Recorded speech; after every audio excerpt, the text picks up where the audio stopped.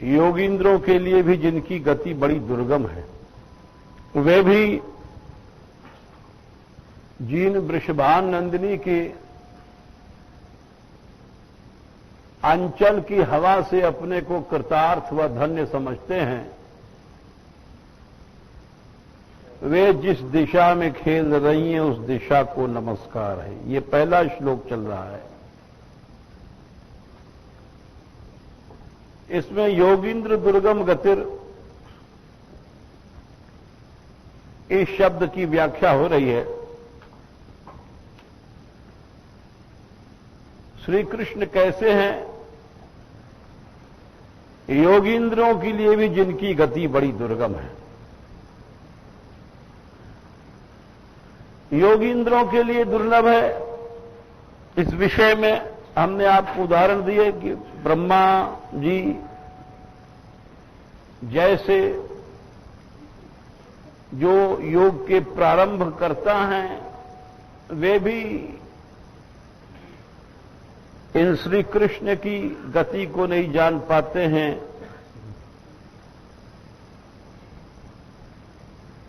ऐसे हैं श्री कृष्ण। कोई पूछे कि अगर जब ब्रह्मा जी को नहीं मिलता तो हम लोग तो कोई चीज नहीं है।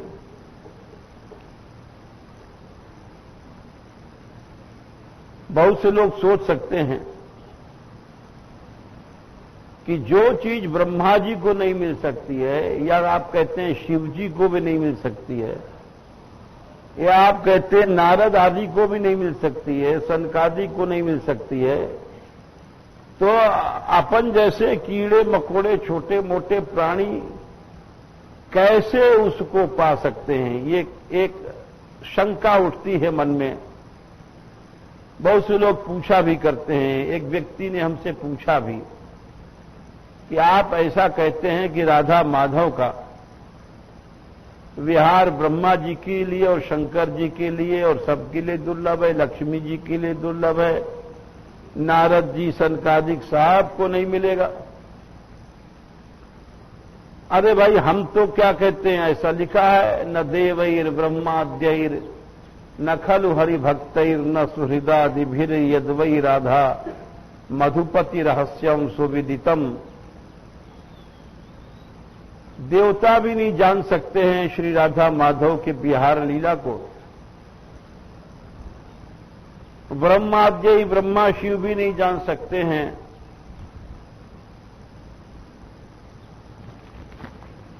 तो ऐसा जो लिखा गया है, ऐसे में हम लोग कैसी आशा करें? हम लोग तो, हमारे जैसे तो बहुत, जिन्हें भक्ति भी नहीं है, न वैराग्य है, न ज्ञान है, संसार के जैसे कीड़े होते हैं, उसी तरह से अपन जैसे का जीवन है। तो उसका उत्तर देते हैं कि नहीं नहीं, ये बात तो नहीं है। जो चीज ब्रह्मा जी को नहीं मिलती, जो चीज शंकर जी को नहीं मिलती है, वो क्यों नहीं मिलती, उसका कारण है। और यदि तुमको न मिलती होती तो ये ग्रंथ क्यों बनाया जाता, ये मार्ग क्यों प्रकट किया गया होता, राधा रानी की उपासना क्यों चलाई गई होती? ये मिलती है। ब्रह्मा जी को शिव जी को इसलिए नहीं मिलती है, उसका कारण है। ये बड़ा सूक्ष्म कारण है। देखो, दो चीजें होती हैं, एक प्रेम एक ऐश्वर्य, और दोनों चीजें अलग अलग हैं। शास्त्र जहां कहता है कि ब्रह्मा शिव को नहीं मिलती है राधा माधव की लीला, वहां ये नहीं समझना चाहिए कि ब्रह्मा जी से द्वेष है या शंकर जी से कोई द्वेष है, या ब्रह्मा जी की महिमा घटाई जा रही है पक्ष लेकर के राधा रानी या कृष्ण का, या शिव जी की महिमा घटाई जा रही है। ऐसा नहीं समझना चाहिए, क्योंकि ये मार्ग तो दिव्य है, प्रेममय है, और प्रेम में द्वेष नहीं होता है। जिसके हृदय में राग द्वेष होता है उसको प्रेम तो क्या साधारण सी भी सिद्धि नहीं मिलती। ज्ञान भी, ज्ञानी भी नहीं हो सकता, वो तो भक्त भी नहीं हो सकता है, योगी भी नहीं हो सकता है, वो तो कुछ नहीं हो सकता। याद रखो, जब तक हमारे तुम्हारे मन में राग द्वेष है, जब तक हमको कुछ नहीं मिलेगा। तुम चाहे कितना विद्वान हो जाओ, कितना भी तुम पढ़ लो, लिख लो, विरक्त हो जाओ, साधु हो जाओ, संत हो जाओ, कुछ नहीं मिलना है। भगवान कहते हैं कि ज्ञेय स नित्य सन्यासी यो न द्वेष्टि न कांक्षति। न द्वेष करता है न राग करता है, वही व्यक्ति निर्द्वंद्वो ही महाबाहो सुखम बंधात प्रमुच्यते। बंधन से वही छूटता है और राग द्वेष वाले को कुछ नहीं मिलेगा। ये निश्चय समझ लेना चाहिए। वीतराग भय क्रोधा मनमया मामुपासिता बहुवो ज्ञान तपसा पूता मद भाव मागता। ये शर्त लगा दिया भगवान ने कि जब तुम्हारे हृदय से राग द्वेष ये सब चला जाएगा, तब तुम वहां पवित्र मन से उनको प्राप्त, कृष्ण भाव को प्राप्त कर सकोगे। तो राग द्वेष तो यहां है ही नहीं। राग द्वेष जब नहीं है तो यहां तो एक चींटी से भी द्वेष नहीं किया जाएगा, एक कीड़े से भी भक्त द्वेष नहीं करता है। फिर ब्रह्मा जी से और महादेव जी से द्वेष क्यों करेगा भक्त? ये तो कल्पना करना, सोचना ही गलत है। और जो व्यक्ति ऐसा सोचता है, इसके माने वो भगवान के प्रेम की महिमा ही नहीं जानता। प्रेम की उत्पत्ति गंदे मन में नहीं होती है। आदौ श्रद्धा तथा साधु संगो था भजन क्रिया ततो अनर्थ निवृत्ति। ये सब अनर्थ जब हट जाते हैं, गंदगियां राग द्वेष मन की, तब जाकर के वहां पर भावना उत्पन्न होती है। अभी तो भाव ही नहीं आया, भगवान कहां से आ जाएंगे? जिसके हृदय में राग द्वेष है उसके हृदय में भाव ही नहीं आ सका। इसीलिए सत्संग किया जाता है कि ये मन रूपी शीशा स्वच्छ हो जाए, तब इसमें भगवान के भावों का, भक्ति का, प्रेम का उदय होता है। ऐसे दिल में, गंदगी के दिल में ये सब चीजें नहीं आती हैं। कोई थोड़ी देर के लिए रो ले या थोड़ा साधन कर ले और कहे हम भावुक बन गए, प्रेमी बन गए, बोले ऐसा नहीं होता है। तुम्हारे चित्त में कितना राग है, कितना द्वेष है, उसके बीज जल गए कि नहीं? बोले भगवान उस हृदय में रहते हैं। न काम कर्म बीजानाम यस्य चेतसि संभवः। अरे जिसके मन में कामना कभी नहीं आती है,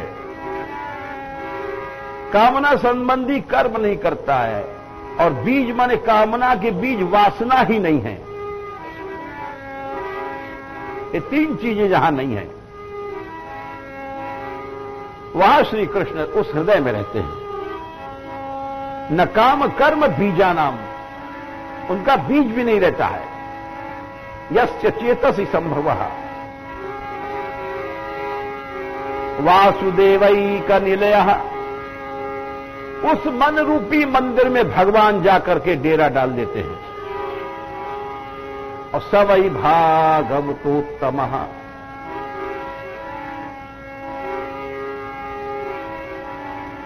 वो उत्तम भागवत माना जाता है।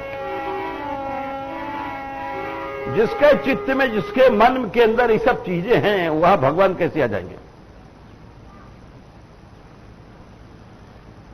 तो इसीलिए ब्रह्मा जी से कोई द्वेष नहीं करता है, महादेव जी से कोई द्वेष नहीं है, समझ लो।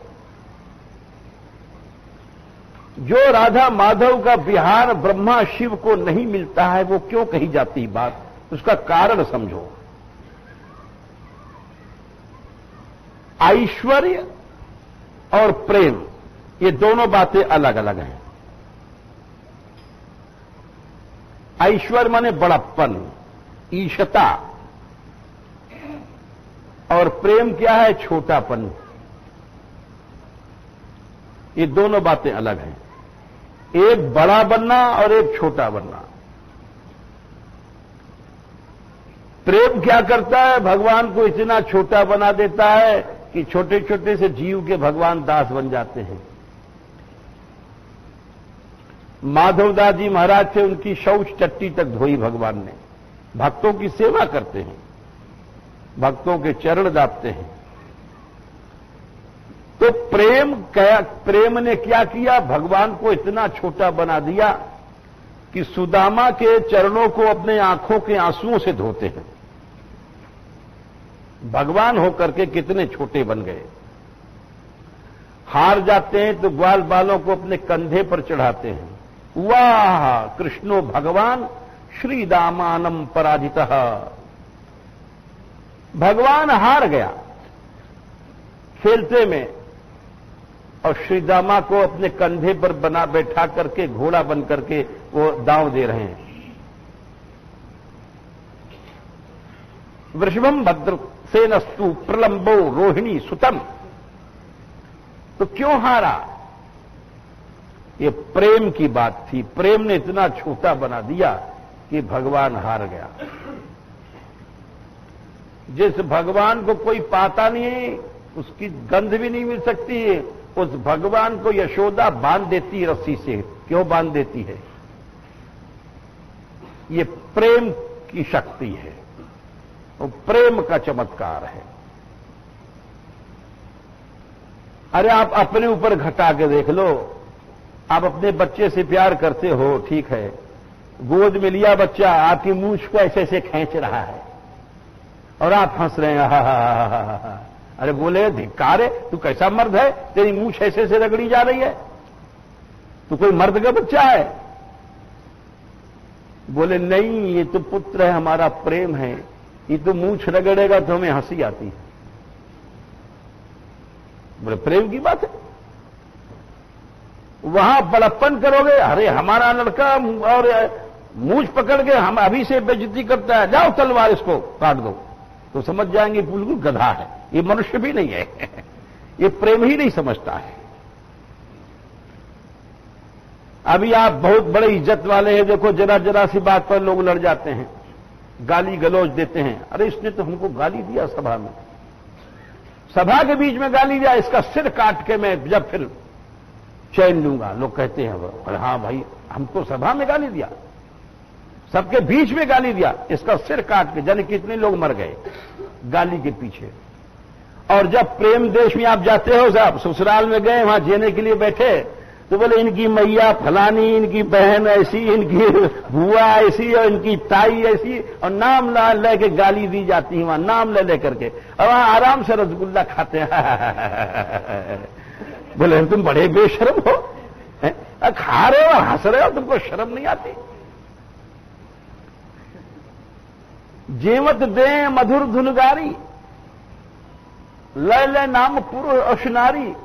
और वहां सब हंस रहे हैं, दशरथ जी हंस रहे हैं, जो जिन्होंने इंद्र से भी ज्यादा देवताओं से लड़ाई लड़ी। वहां उस समाज में जाकर के हंसत रहा सुन सहित समाजा। तो बोले ये क्यों? बोले यहां बड़प्पन फेंक दिया जाता है जब ये प्रेम होता है। तो जिस समय ब्रह्मा जी और शंकर जी ये बड़प्पन ब्रह्मापन की गद्दी और शिवपन की गद्दी ऐश्वर्य लेकर जाते हैं, उस समय उनको यहां अधिकार नहीं है। प्रेम मार्ग में उनको मना कर दिया जाता है। और जिस समय शिव जी उस गद्दी को, उस ईशता को छोड़ के आते हैं, गोपी बन जाते हैं, छठरास में चले जाते हैं। जिस समय ब्रह्मा ने तप किया, ये ब्रह्माचल पर्वत पर हम लोग बैठे हैं, सब लीला मिल रही ब्रह्मा जी को। तो इसीलिए समझना चाहिए कि राधा माधव का विहार ब्रह्मा शिव को नहीं मिलता, ये बात भी सही है। और क्यों सही है वो हमने कारण बताया, और मिलता है ये भी बात सही है। वही सनकादिक नारदादिक को नहीं भी मिला, उनका जब सखी स्वरूप आया सबको मिल गया। तो इसीलिए योगींद्र दुर्गम गति का जो हम अर्थ बता रहे हैं कई दिन से, उस अर्थ को समझ करके ये नहीं समझना चाहिए किसी व्यक्ति को कि ये ब्रह्मा जी की तौहीनी हो गई या घट गया, या शंकर जी की कोई इसमें प्रतिष्ठा घट गई, ऐसा नहीं समझना चाहिए। एक और अर्थ किया है योगींद्र दुर्गम गति का, ये भी शास्त्र सम्मत अर्थ है, अपने आप अर्थ नहीं कर रहे हैं। रसकुल्याकार ने यह भी अर्थ किया है, योगी माने भोगी। जितने हम लोग योगी माने खाली बाबा जी नहीं होता जो योग करने वाला, योग माने मिलना। वो जा रहा है भगवान से मिलने तो उसको योगी कह दिया। युजुर योगे धातु से योग बनता है। योग शब्द कई धातुओं से बनता है, एक युज समाधु से बनता है, एक युजुर योगे से बनता है। तो जो युज समाधु से बनता है वो तो खाली उन्हीं योगियों पर अर्थ लगेगा जो कि साधन में भगवान के भजन में लगे हैं। एक युजिर योगे से अर्थ लगता है योग करना भगवान से अथवा किसी से।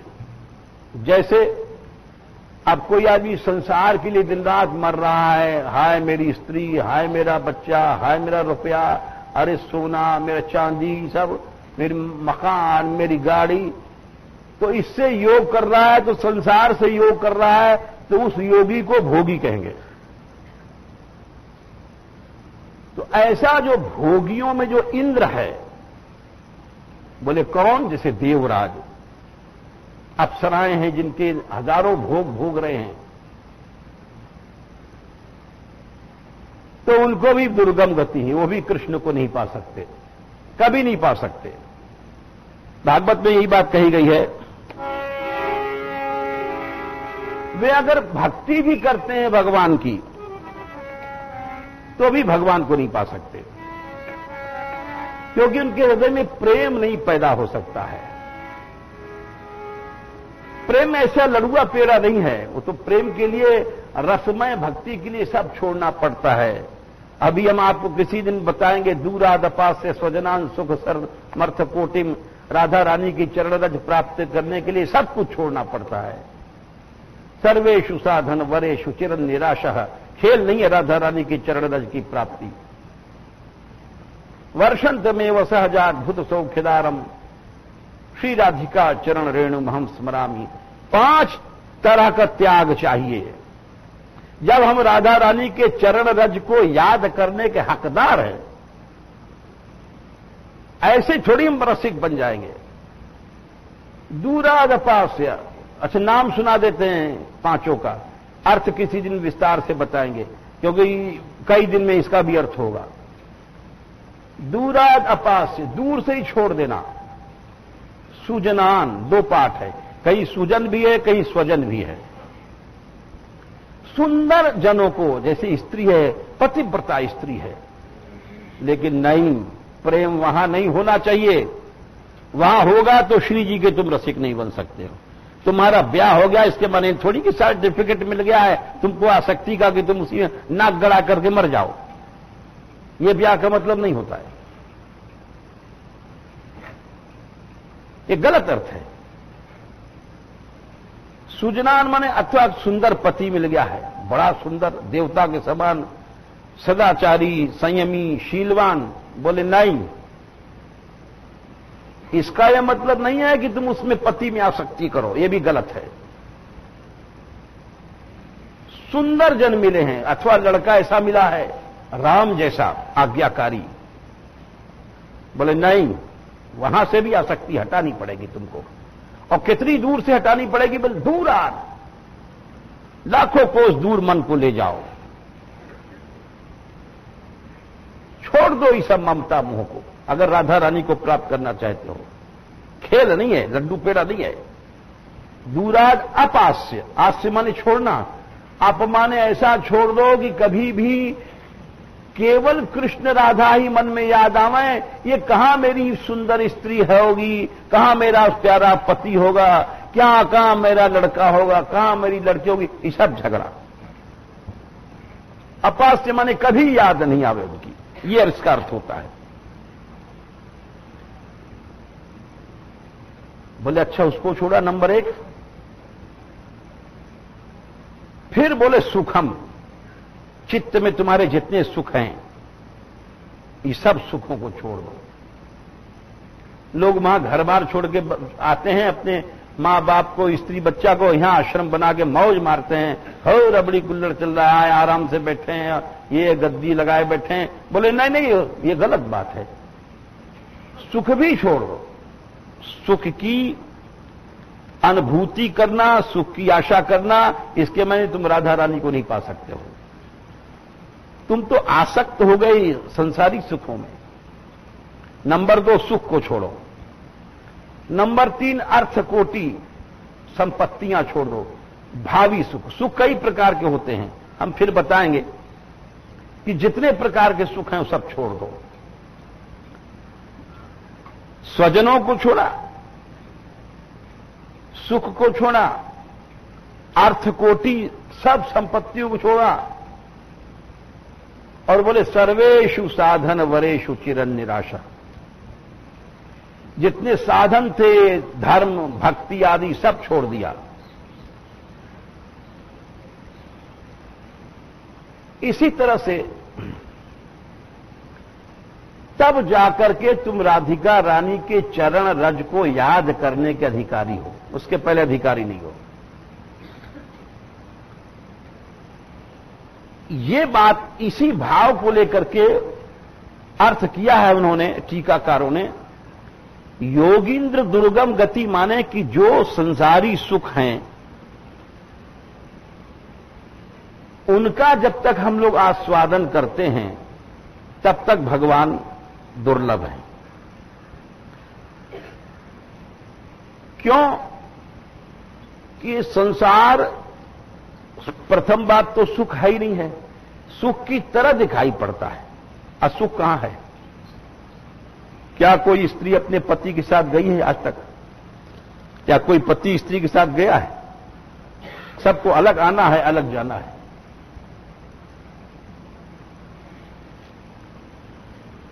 सुख तो है ही नहीं है।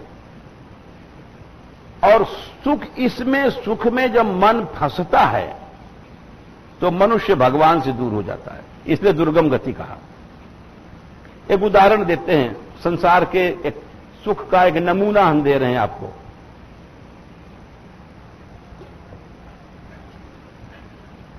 बौद्ध समय में भगवान बुद्ध अवतार हुआ है। एक दिन की बात है कि वे बैठे हुए थे श्रावस्ती में, और वहां बहुत बड़े बड़े लोग बैठे थे, बड़ी शांत सभा थी। बड़े बड़े राजा रजवाड़े विद्वान उनकी सभा में सब शांत बैठे थे, उनका शांत स्वरूप। और उस दिन पूर्णमासी की रात थी, चांदनी में जंगल के बीच में सभा चल रही थी, सत्संग। एक तो वन जंगल वैसे भी अच्छा लगता है, देखो आप। और रात में हम लोग जब चांदनी में रात में यहां गाते हैं तो बड़ा आनंद मिलता है, और कमरे के भीतर जाड़े में गाते हैं तो उतना नहीं मिलता है। बाहर बैठते हैं तो बड़ा अच्छा लगता है, चांदनी में सब कुंड वुंड सफेद लगता है, बड़ा दिव्य। तो उस सभा में बहुत शांत सब लोग बैठे और ज्ञान की चर्चा चल रही थी। उतने में क्या हुआ कि दूर बड़ी चिल्लाने की आवाज आई, रोने की, चिल्लाने की, जिसे कोई रोती हुई चली जा रही है। तो सबको रात में जंगल का समय और एकांत में सब शांत बैठे थे, एकदम चीर करके आवाज पहुंची, ई ऐसे रोने की, कराहने की। तो लोगों को ध्यान गया ये तो कोई बड़ा भयंकर कष्ट है जो चिल्ला रही है। तो भगवान बुद्ध का भी ध्यान गया। उन्होंने आंख खोला और उधर की ओर दृष्टि किया तो एक लड़की जा रही थी। तो जब सब लोग समझ गए कि बुद्ध भगवान का ध्यान उधर है, तब तक बीच में लोग बोले जो आगे बैठे थे बड़े बड़े नगर के, भगवान ये पागल लड़की है। ठीक है, उन लोगों ने कहा पागल चिल्लाता है। उनका मतलब था वो बड़ी गंदी लड़की है। गंदे आदमी से सब घृणा करते हैं, जो एक बार बदनाम हो जाता है। तो उन्होंने कहा कि प्रभु, लेकिन वो बराबर देखते रहे उधर। तो झट समझने वाले समझ गए कि इनका मन उधर से हट नहीं रहा है। और वो दया के अवतार थे ना, वो ऐसे थोड़ी थे कि जो हम लोग तो दुखी को देख करके चले, चलो चलो क्या है, रो रही अपने क्या, चलो चलो जल्दी चले। ये दुनिया आए चिल्लाती है। लेकिन जिसके हृदय में दया होती है उस पर चोट लगती है। तो उन्होंने पूछा कि एक बात बताओ, ये पागल है? बोले हां। तो रोती है, हंसती क्यों नहीं है? बात सही है, जो पागल है उसको हंसना भी चाहिए। अरे जो पागल है उसको कोई पता नहीं। बोले क्या इसको हंसते तुम लोगों ने कभी देखा है क्या? बोले नहीं, हंसती तो नहीं है, रोती है, लेकिन ये देखने लायक नहीं है, इतनी गंदी है। भगवान बुद्ध बोले ठीक है, ये हम नहीं पूछ रहे हैं देखने लायक है कि नहीं है, ये पागल है। और पता इससे पता पड़ता है कि ये दुख से पागल हुई है। बोले हां। बोले अच्छा, इस लड़की को पकड़ के लाओ यहां। लोगों ने कहा कि बड़े बड़े ऊंचे लोग बैठे थे, बोले भगवान ये यहां लाने लायक नहीं है। मतलब सबकी घृणा थी। लेकिन अब भगवान की आज्ञा, बुद्ध भगवान के, बोले नहीं। उसको लोग गए पकड़ करके लाए। उस लड़की को जब पकड़ के लाए तो वो जो पागल लड़की थी, भगवान बुद्ध के पास सामने आते उन्होंने जब ऐसे देखा उसको बड़े दया से प्रेम से, तो ठंडी हो गई और गिर पड़ी वहीं। और गिरने के बाद ऐसा लगा बेहोश हो गई।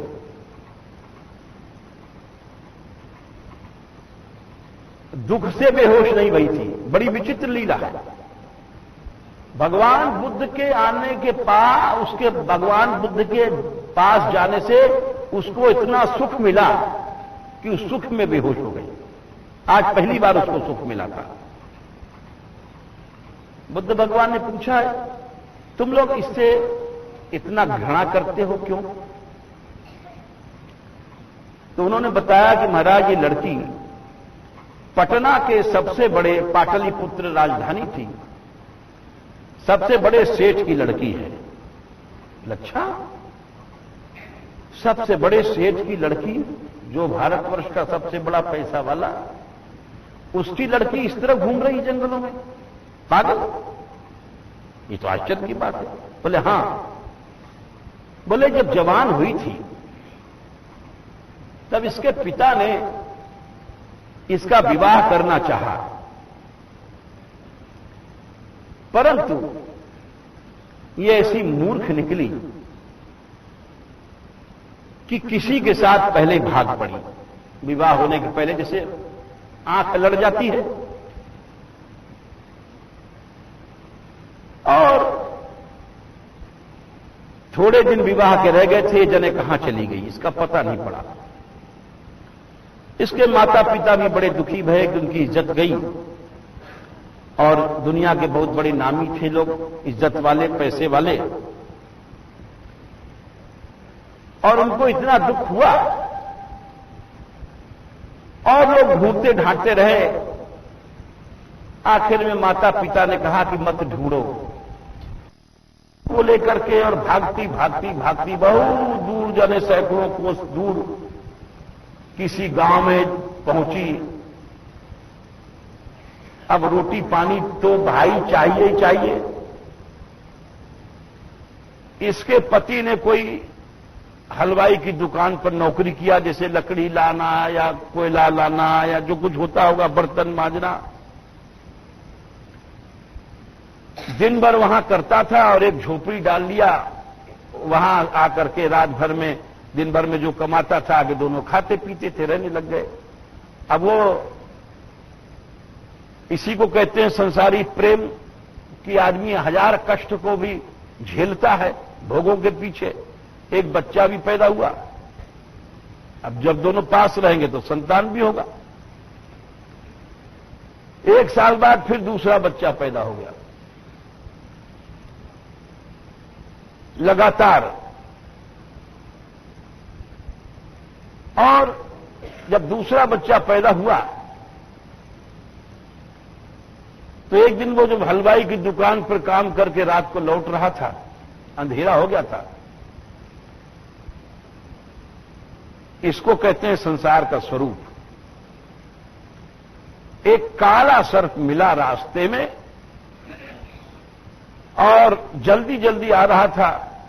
बादल की गड़गड़ाहट हो रही थी कि जल्दी झोपड़ी में पहुंच जाएं। और काले सर्प के ऊपर पांव पड़ा, उसने काट लिया और वहीं खत्म हो गया। घंटों तक राह देखती रही। आखिर में वो दोनों बच्चों को लेकर के एक इस कंधे पे इस कंधे पे ढूंढने चलती है। और जब ढूंढने जाती है तो रास्ते में देखती है, बीच रास्ते में कि वो मरा पड़ा है, उसका पति। पास में कोई पैसा नहीं है।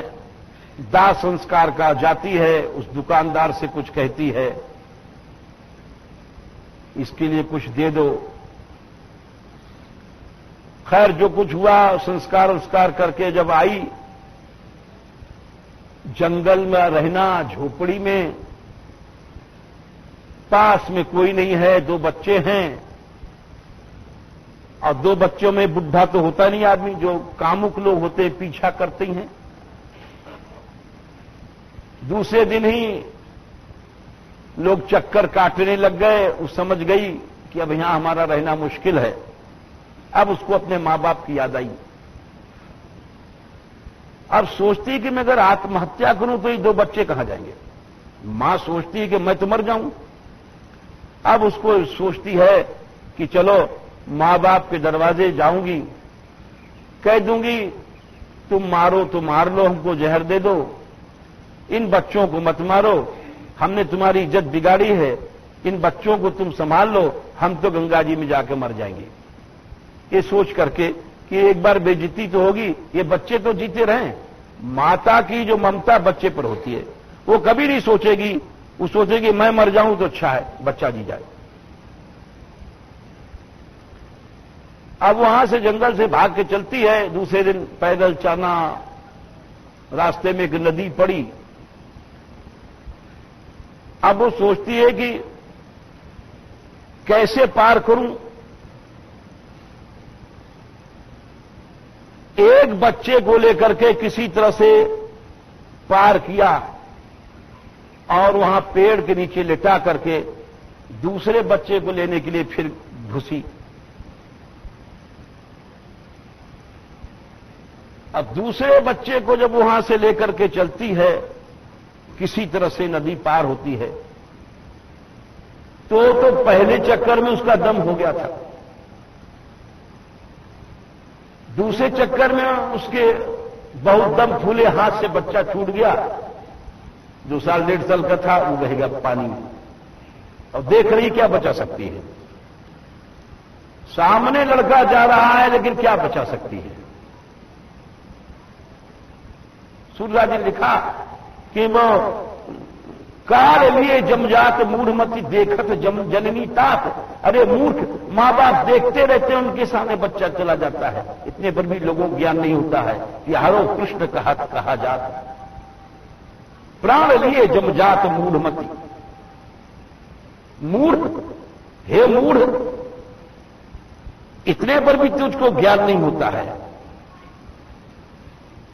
कि एकमात्र वही है प्रेमास्पद। अब वो किसी तरह से, अब वो तो गया बच्चा, किसी तरह से बाहर जब आती है, 10-5 कदम रह गया था, उतने में जो सामने बच्चा लेटा था उसको कोई जंगली जीव उठा लेगा। वो गया, पति गया।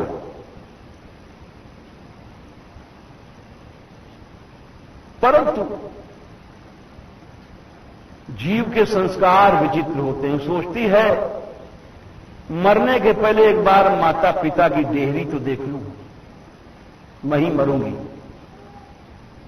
जो कुछ मैंने कर्म किया भोगना है। जाती है उसी जगह पाटलिपुत्र में, रात के समय घुसती है। नगर में कोई पहचान न ले, क्योंकि सब लोग घृणा करते हैं कि इस मुंह से जाए शहर के भीतर।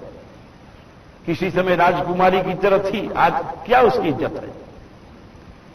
रात के समय नगर में घुसती है, और जब घुसती है वहां पहुंचती है उधर किनारे की ओर, तो देखती है उसका कोई मकान वहां कुछ नहीं। अब बड़ा मुश्किल, अब किससे पूछे, पहचानी जाएगी। दूर किसी बुढ़िया उड़िया से उसने पूछा कि मैया यहां एक सेठ थे, उनकी हवेली कहां गए वे? तो बोली, उस बुढ़िया को कुछ संदेह हुआ कि जो पूछ रही है कहीं वही तो लड़की नहीं है जो बुढ़िया थी। ये बात फैल गई थी, उसकी लड़की भाग गई है। उसने कहा कि मैं बता तो दूंगी, तू कौन है पहले तू बता। नहीं मां, मैं तो कोई परदेसी नहीं, तू कौन है? तू वही तो है उसकी लड़की। झट रोने लग गई। बोले क्या बात है? मां वो कहां है हमारे मां बाप? बोले बेटी, बाढ़ आई थी गंगा की, उसमें हवेली की हवेली बह गई और तेरे मां बाप भी बह गए, उनका कोई पता नहीं है।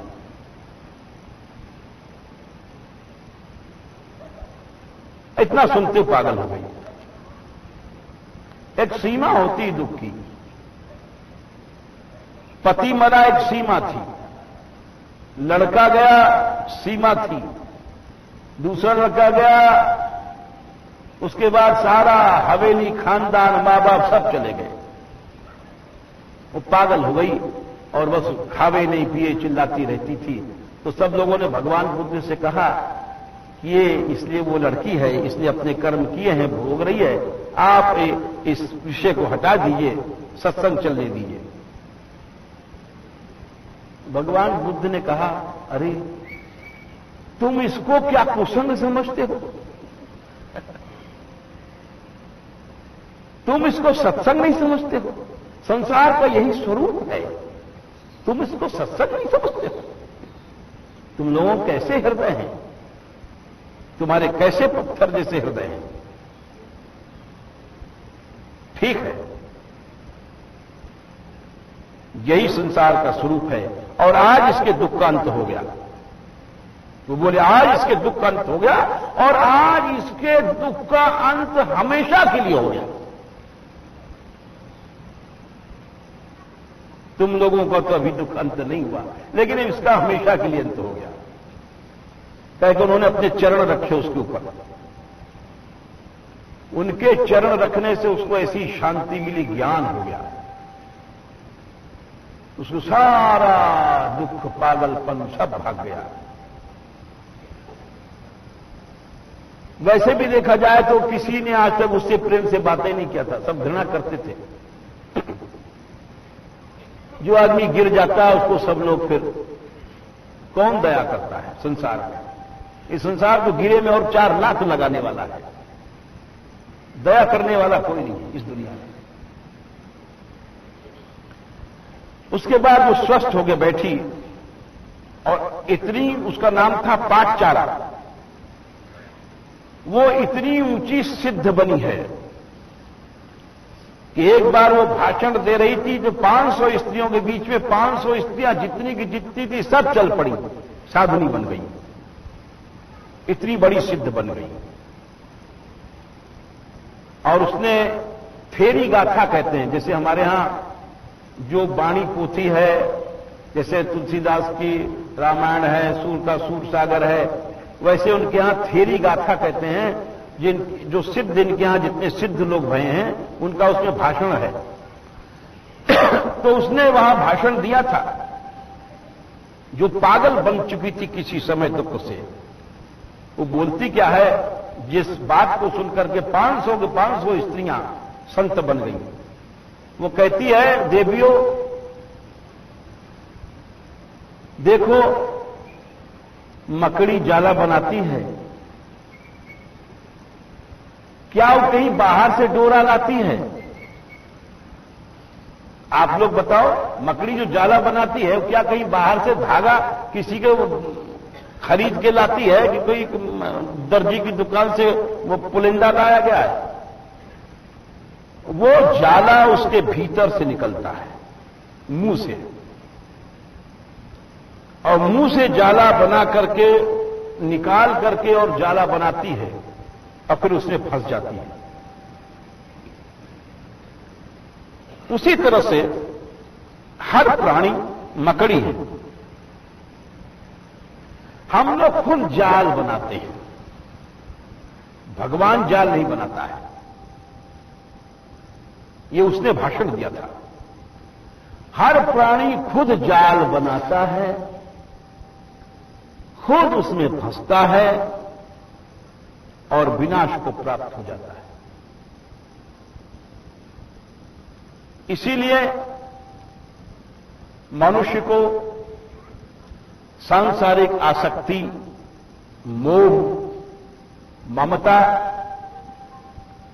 इसमें न फंस करके निर्वाण प्राप्त करना चाहिए, उसने उपदेश दिया था। तो हमने एक कथा इसलिए सुनाई कि ये जो अर्थ किया है योगींद्र दुर्गम गतिर मधुसूदनों की, कि श्री कृष्ण दुर्लभ है। अभी तक हमने आपको जो 2-4 दिन अर्थ सुनाए थे वो तो ब्रह्मा शिव आदि के विषय में सुनाए थे, योगींद्र दुर्गम गतिर। आज ये भी शास्त्रीय अर्थ है कि जो संसार में, संसार के योग में लगे हुए, संसार के मिलन में लगे हुए, खाली गृहस्थी की बात नहीं है, हम अपने जैसे साधु की बात कह रहे हैं।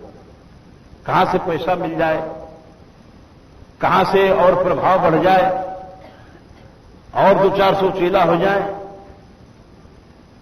ये सब जितना है ये क्या है? ये संसार के प्रति गति है। संसार के प्रति हमारी गति हो गई, भगवान के प्रति नहीं हुई। अगर भगवान के प्रति हो जाती तो वही बात हो जाती जैसे दूरादपास से स्वजनान सुख मर्त कोटम। सब स्वजनों से, सब हर व्यक्ति से मन हट जाता, सुखों से सुख कहां है याद ही नहीं रहती, सुख क्या चीज है, अर्थ संपत्ति क्या है याद ही नहीं रहता। ये संसारी चीजें आकर के हम लोग इतने नासमझ हैं, बुद्धिहीन हैं, जड़ हैं कि हर चीज संसार की साथ छोड़ने वाली है,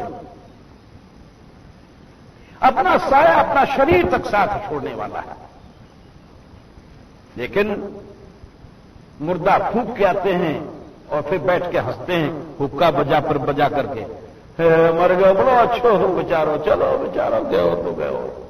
अपनी कोई फिक्र नहीं है कि हमारी क्या गति है, हम कहां जाना है, कहां करना है, हम कहां जाएंगे। दूसरे के जाने को देख करके भी ज्ञान नहीं होता, यानी इतना इतना अंधापन, क्या क्या गजब की बात है। वो भेड़ भी अच्छी है क्योंकि वो मनुष्य तो नहीं है। आपको पता ही होगा, एक भेड़ गड्ढा में जाएगी तो सब जाएंगी, देख रही कि वो गिर रही है लेकिन हटती नहीं है, इसी को कहते हैं भेड़ चाल। ये बिल्कुल सही बात है, और इतनी सही बात है कि कोसी के आदमी ने बताया कि गाड़ी आ रही है, सब भेड़ कट गई, देख रही कि खर्च खर्च हो रहा है, लेकिन चलती जा रही मरने के लिए, सब मर गई। आंखों से देखने पर भी कि ये भेड़ कट रही है हमारे आगे वाली, ये पिछली भेड़ हटती नहीं है। बोले वही गति हमारे जैसे लोगों की है। देख रहे हैं संसार में प्रत्यक्ष दुख, वो मरा, वो रोया, वो द्वंद, वो सब, किंतु इन सब बातों को देखने के बाद भी जरा सा भी राग संसार से नहीं हटता है, थोड़ा सा भी मन नहीं हटता है।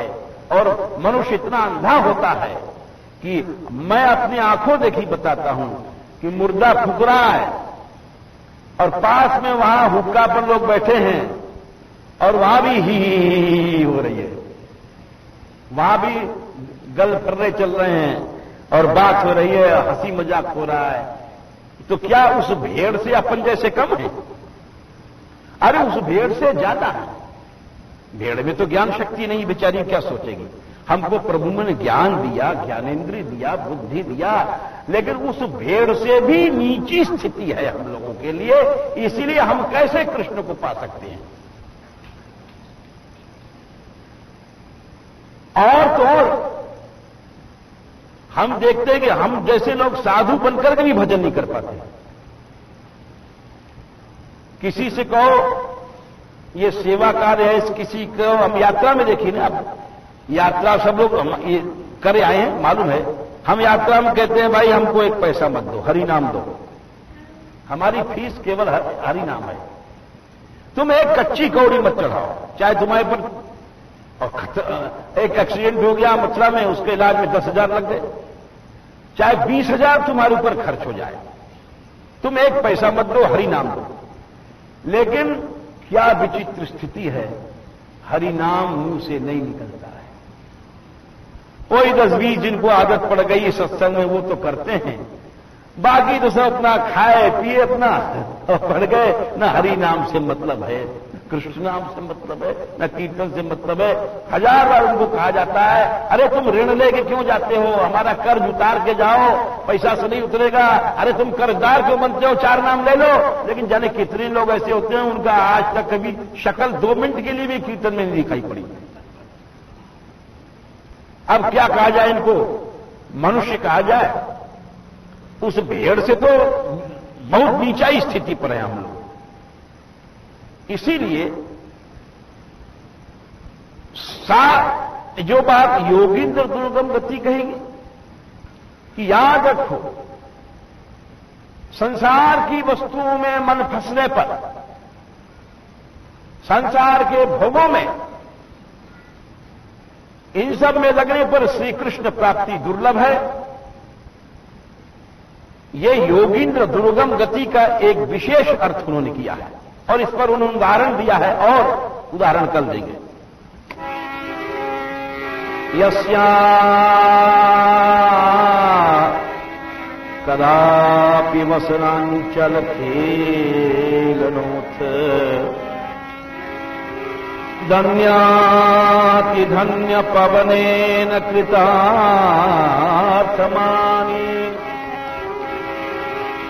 योगींद्र दुर्गम गतिर्मधुसूदनोऽपि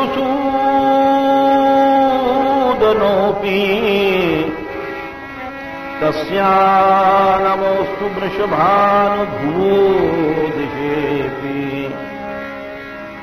नमो महद्भ्योस्तु नमः शिशुभ्यो नमो युवभ्यो नमः आवटुभ्यः ये ब्राह्मणागामवधूतलिंगा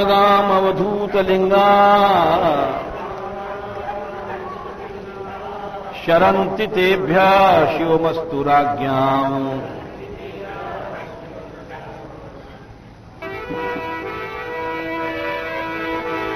राधिका राधिका राधा गोविंदा कृष्ण गोपाला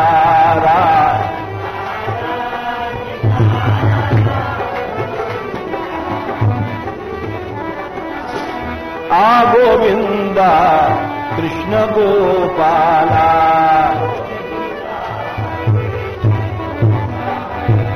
गोविंदा कृष्ण गोपाला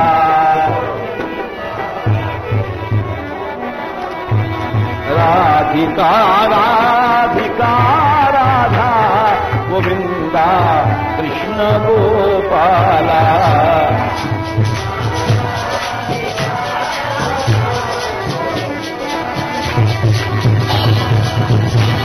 राधिका राधिका राधा महारानी बिहारी की किशोरी गोरी ओ स्वामिनी गोरिका बाला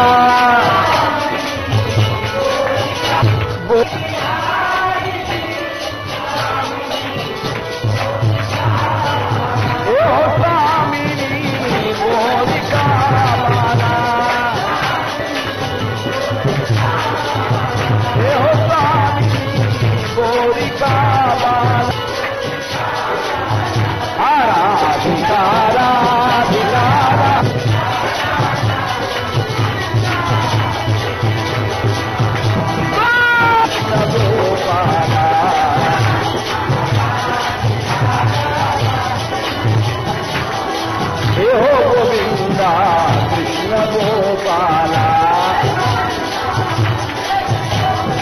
हे हो राधिका राधिका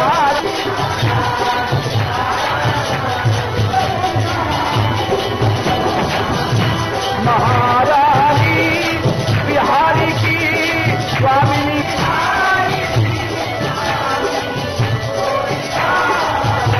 महारानी बिहारी की स्वामिनी गोरिका हो स्वामिनी ओ स्वामिनी गोरिका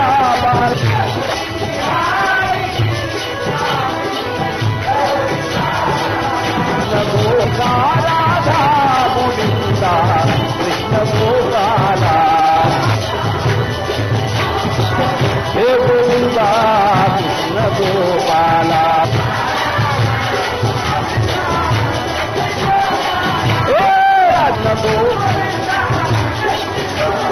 हे राधिका राधिका